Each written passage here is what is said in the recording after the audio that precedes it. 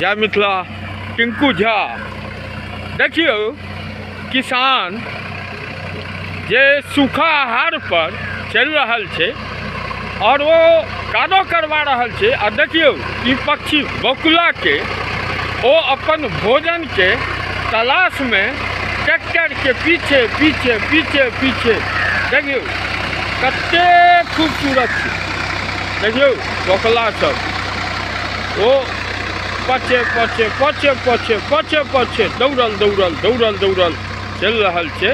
देखियो भोजन के तलाश में बकुला सब देखियो कतेक नीक लगे छै। आगा ट्रैक्टर पाछा बकुला।